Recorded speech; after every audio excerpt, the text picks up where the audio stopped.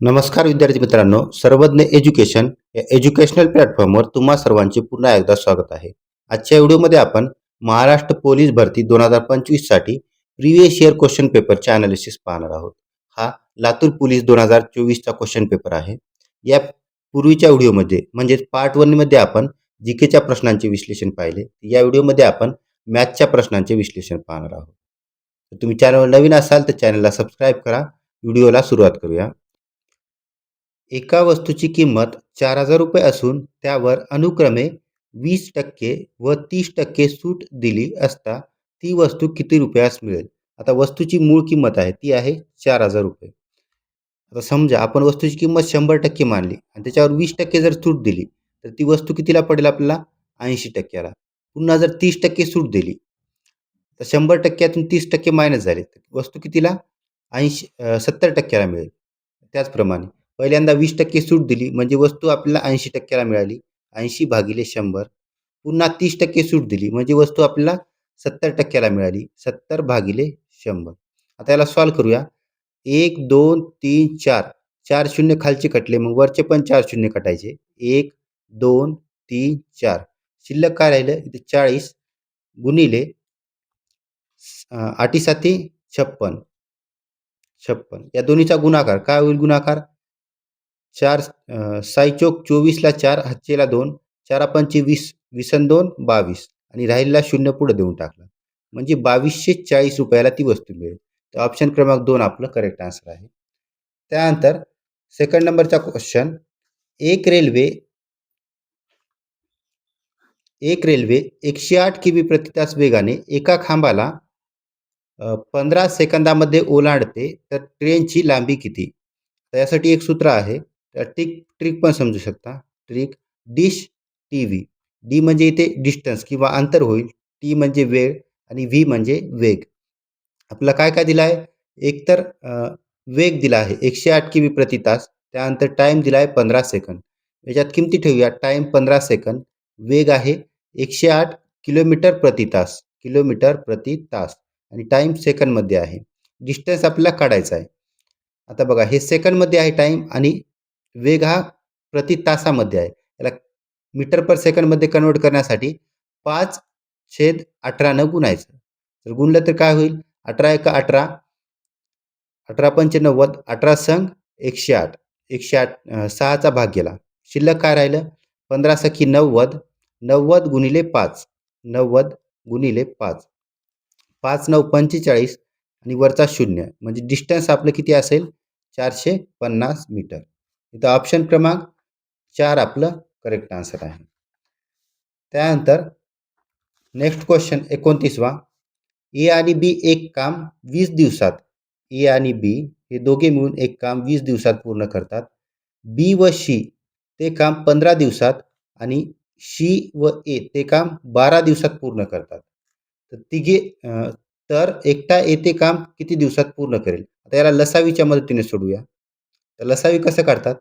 तर या तिन्ही संख्येनं भाग जाणारी सर्वात लहानात लहान संख्या म्हणजे लसावी. तर ती संख्या आहे 60. याला तिन्ही संख्येने भाग जातो. 12 पंचे 60, 15 चोक 60 आणि 20 त्रिक 60. आता हे काय काम आहे? आता या कामाला काय आपण वस्तू मानूया. एकूण वस्तू आहेत 60 वस्तू. ए बी मिळून दररोजच्या 3 वस्तू बनवतो. बी सी 4 आणि सी ए 5 वस्तू बनवतो. आता हे दररोजच्या वस्तू आहेत हे खालचे. दररोजच्या वस्तू आणि हे आहेत एकूण वस्तू किंवा एकूण काम. आता याच्यामध्ये काय काय तिघांनी मिळून जर केलं तर काय होईल? 3 आणि 4 7, 7 आणि 5 12. तिघांनी मिळून जर वस्तू बनवल्या तर दररोजच्या ते 12 वस्तू बनवतात. A B plus B C plus C A यांनी मिळून दररोजच्या 12 वस्तू बनवतात. पण इथे ए 2 वेळेस आलेला आहे. बी पण 2 वेळेस आला आहे आणि सी हा 2 वेळेस आला आहे. मग याला एक वेळेस करावं लागेल ना आपल्याला. तर 2 ला जर कॉमन काढला आपण मग शिल्लक काय राहील? ए प्लस बी प्लस सी. म्हणजे ए 2 वेळेस, बी 2 वेळेस, सी 2 वेळेस बरोबर 12. पुढे काय होईल? आता हे ए प्लस बी प्लस सी बरोबर 12. हे गुणाकारातील 2 पलीकडे गेले भागाकारामध्ये म्हणजे ए प्लस बी प्लस सी बरोबर. आता 2चा भाग घेतो. कितीचा? 6चा भाग गेला. बेसकून 12. ए प्लस बी प्लस सी बरोबर 6 म्हणजे तिघे मिळून किती? 6 दिवसात एका दिवसात 6 काम करतात. आता ए आणि बी दोघे मिळून एका दिवसात 20 काम करतात. अ, एक काम 20 दिवसात करतात. इथं काय काढलं आपण ए आणि बी 20 दिवसात काम करतात आणि दिवसाला किती 3 काम करतात. आपलं एचं विचारलंय मग बीशीचं घेऊया. बीशी एका दिवसाला 4 काम करतात. बी आणि सी दोघे मिळून 4 काम करतात. बरोबर 6. एचं आपलं विचारलंय म्हणून ए जशास तसं ठेवलं. ए बरोबर 6. 4 जर पलीकडे नेले -4 झाले. 6 मधून 4 गेले 2. म्हणजे ए हा दिवसाला 2 काम करतो. आता एकूण काम किती आहे? एकूण आहे 60 काम किंवा 60 वस्तू बनवायच्यात. तर दिवसाला 2 वस्तू बनवतो. 60 वस्तू बनवण्यासाठी त्याला किती? बेत्रिक 6 आणि 30 दिवस लागतील. 30 दिवस. ऑप्शन क्रमांक 3 इथं 1 इथं करेक्ट आन्सर आहे. त्यानंतर सारख्या व्यासाच्या 8 नळांनी टाकी 18 तासात भरेल, तर त्याच व्यासाच्या 9 नळांनी टाकी किती वेळात भरेल? 8 नळांनी टाकी 18 तासात, तर 9 नळांनी किती तासात भरेल? तास माहीत नाही म्हणून एक्स म्हणूया. 9 एक 9, 9 दुनी 18, 8 दुनी 16. तर 16 तासात भरेल टाकी. ऑप्शन क्रमांक 4 इथं करेक्ट आन्सर आहे. पुढचा प्रश्न, एक नाव स्थिर पाण्यात 9.5 किमी प्रति तास वेगाने जाते. एक नदी 2.5 किमी प्रति तास वेगाने वाहते. तर प्रवाहाच्या दिशेने ती 4 तासात किती किमी अंतर जाईल?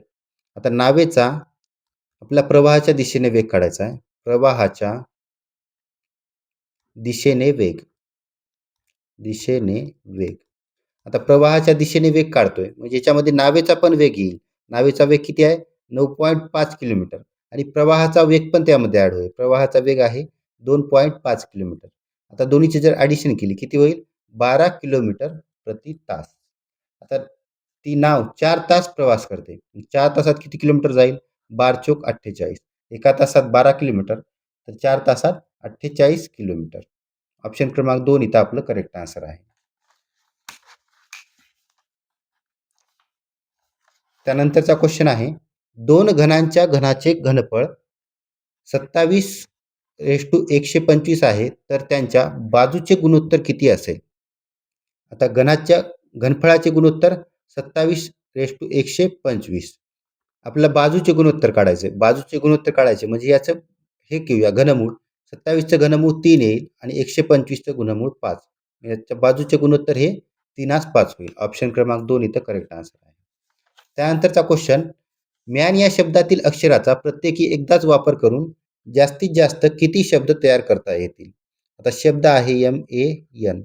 मॅन पासून एम पासून 2 होईल. एक MAN आणि MNA.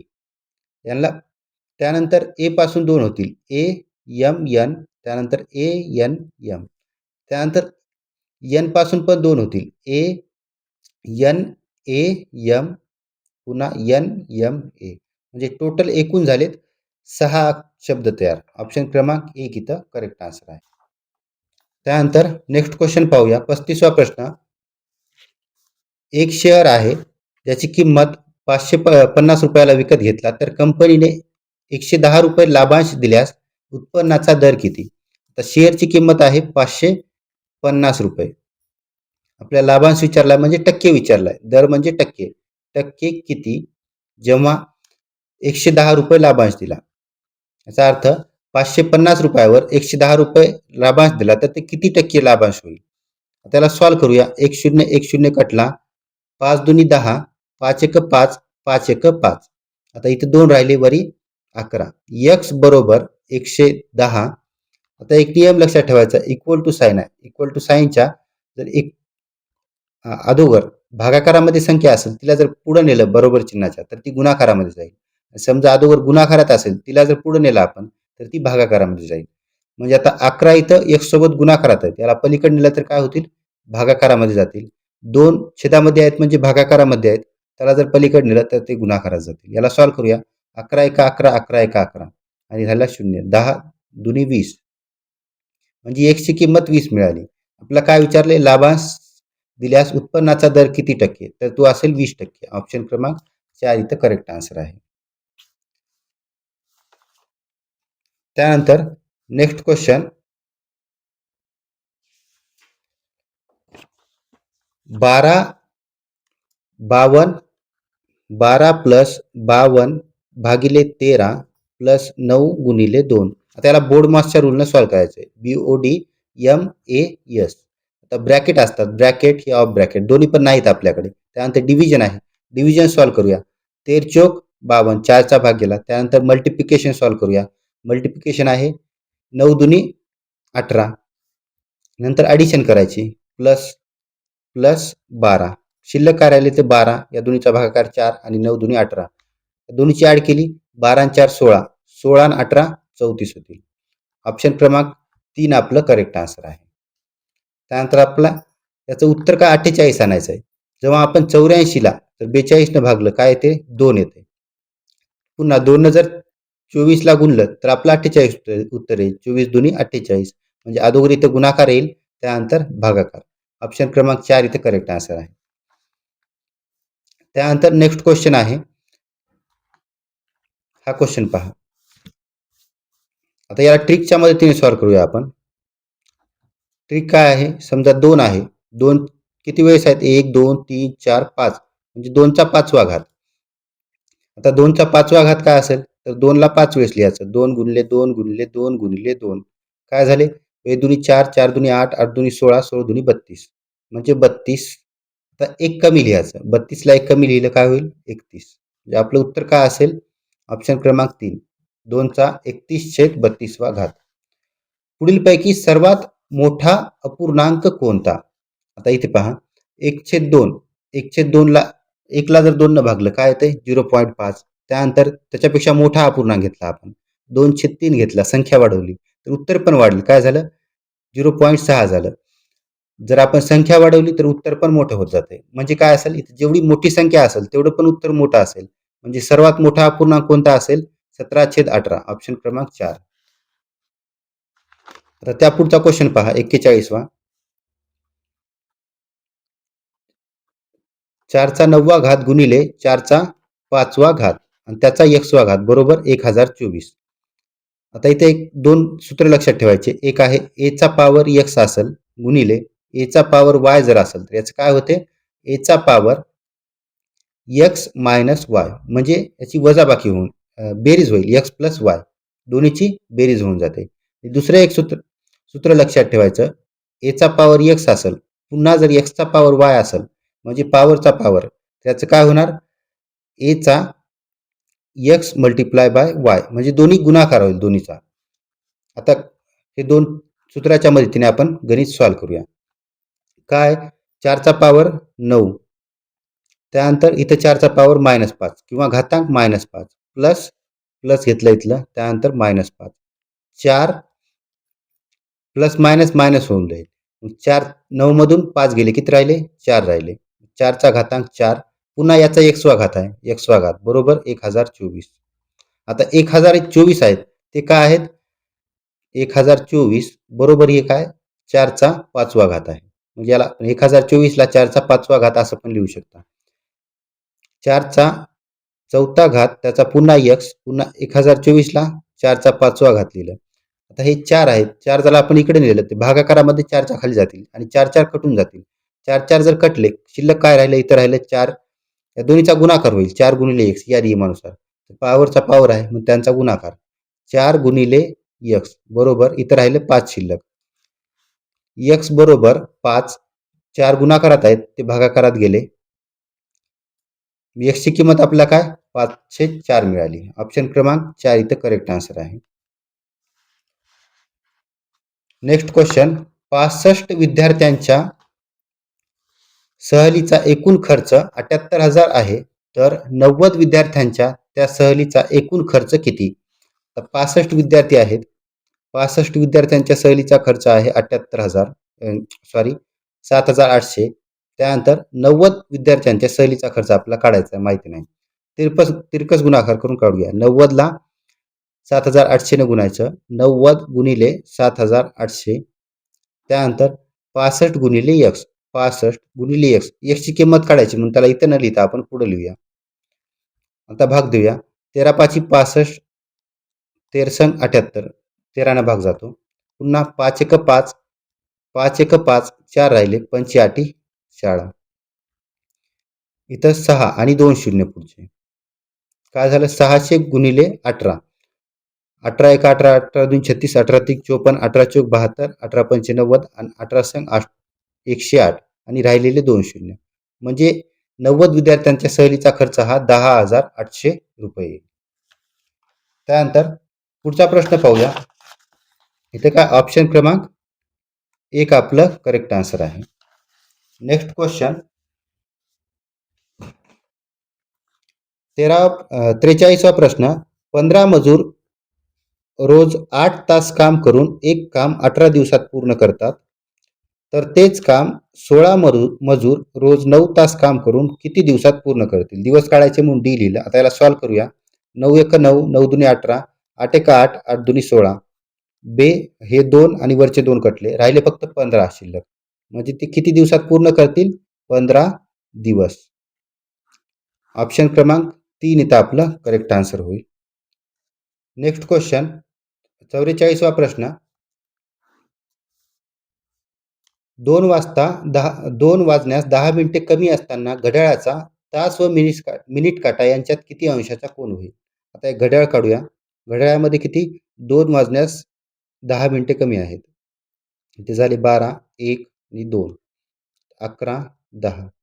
तर 2 वाजलेत आणि त्याला 10 मिनिटं कमी आहेत. म्हणजे हा काटा इथं असेल. 10 मिनिटं कमी. आता बघा हे सर्कल आहे. सर्कल असतं दोन्ही पूर्ण सर्कल 360 डिग्रीचं असतं. मग याचा हा जर घेतला हा किती 90 डिग्रीचा अँगल बनेल. याच्यामध्ये 3 हे आहेत. 1, 2, 3 म्हणजे प्रत्येक भाग हा 30 डिग्रीचा असेल. हा 30 डिग्री, हा 30 डिग्री, हा 30 डिग्री म्हणजे तिन्ही मिळून झाले 90 डिग्री. म्हणजे सर्व 5 मिनिटाचं अंतर हे 30 डिग्रीचं असेल. आता 10 पासून 20 पर्यंत किती डिग्री होते? 30 दुनी 60, 30 त्रिक 90, 30 चौक 120. टोटल झालं 120 डिग्री. पण इथे बघा हा काटा पूर्णतः 2 वर गेला नाही. तो 2च्या अलीकडेच आहे. 10 मिनिटं अगोदर विचारलं ना आपल्याला. आता तास काटा. तास काटा आहे ना, तो एका तासाला 30 डिग्री जातो. म्हणजे 60 जर भागलं तर आपण किती मिळेल? 3 एका 3, 3 दुनी 6. म्हणजे एका मिनिटात तास काटा हा 0.5 डिग्री पुढे जातो. हे लक्षात ठेवायचं आहे. एका तासाला 0.5 डिग्री. आता 10 मिनिटं आहे. 10 मिनिटात किती जाईल? 10 मिनिटं मागं आहे. म्हणजे मागं त्याला मागे घ्यावं लागेल आपल्याला डिग्री. 0.5 डिग्री 10 मिनिटात 10 पाचा 50. एक घर सोडून पॉइंट दिला. म्हणजे 5 काय होईल 5 डिग्री तो मागे घेईल. त्याला जर 5 डिग्री मागे घेतलं तर किती होईल? 115 डिग्री. ऑप्शन क्रमांक 3 आपलं इथं करेक्ट आन्सर आहे. त्यानंतर 45वा प्रश्न. एका संख्येची 9 पट व 5 पट यांतील फरक 96 आहे. आता एक संख्या आहे. संख्या माहीत नाही म्हणून x म्हणूया. त्या संख्येची 9 पट म्हणजे 9x झाले. पुन्हा 5 पट 5x. दोघांमधील फरक म्हटलाय. फरक जर म्हटलं तर वजाबाकी असतं. फरक 96 आहे. आता याला जर सॉल्व्ह केलं 9 मधून 5 गेले 4x राहिले बरोबर 96. x बरोबर 96 भागिले 4 गुणाकारातील 4 भागाकारामध्ये 4 एक 4 आणि 4 दुनी 8 2चा भाग जातो. 1 राहिले 4 चौक 16.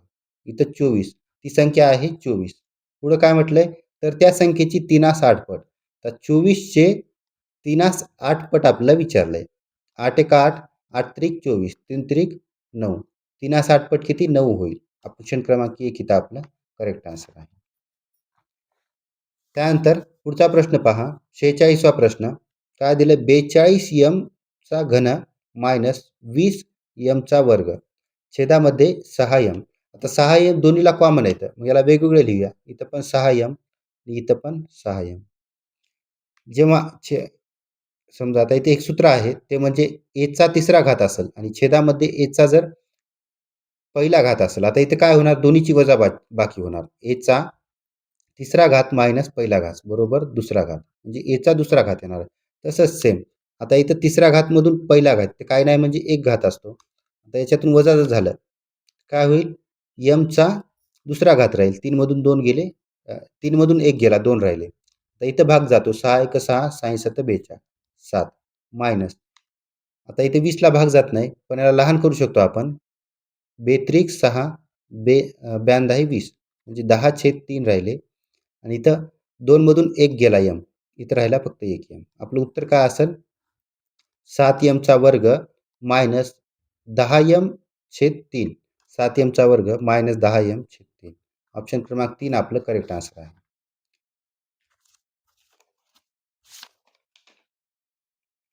47वा प्रश्न. एक फासा फेकला असता वरील पृष्ठावर 2 पेक्षा मोठी संख्या मिळण्याची संभाव्यता किती? आता फासा फेकलाय. फाश्यामध्ये किती काय काय असतं?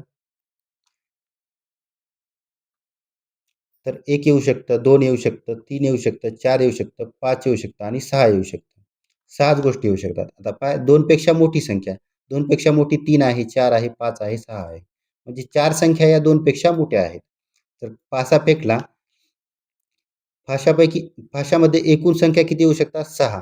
त्यापैकी 4 संख्या मोठ्या आपल्याला 2 पेक्षा मोठ्या 4 म्हणजे 6 पैकी 4 वेळेस येऊ शकतात. आता आपल्याकडे ऑप्शन आहे का? नाही. याला लहान करूया आणखी. बेदुनी 4, बेत्रिक 6, 2 3. ऑप्शन क्रमांक 2 इथं करेक्ट आन्सर आहे. 48वा प्रश्न. पुढील नंबर काय आहे? आता इथे फरक पहा. 2 आणि 4 मध्ये 2चा फरक, इथं 6चा फरक, याच्यामध्ये 10चा फरक आहे. पुन्हा 14चा फरक, याच्यामध्ये 18चा फरक आहे. पुढचा फरक कितीचा येईल? आता फरक 4 ने वाढत चाललाय. 2 मध्ये 4 ॲड केले 6, 6 मध्ये 4 ॲड केले 10, 10 मध्ये 4 ॲड केले 14, 14 मध्ये 4 ॲड केले 18, 18 मध्ये 4 ॲड केले म्हणजे 22, 22चा फरक आला पाहिजे. तर 52 मध्ये 22 ॲड केले तर काय होईल? 2 आणि 2 4, 5 आणि 2 7, तर 74 येईल. ऑप्शन क्रमांक 1 इथं आपलं करेक्ट आन्सर आहे. त्यानंतर हा क्वेश्चन सोडूया. इथं फक्त किंमत ठेवायची आपल्याला yच्या जागी 2.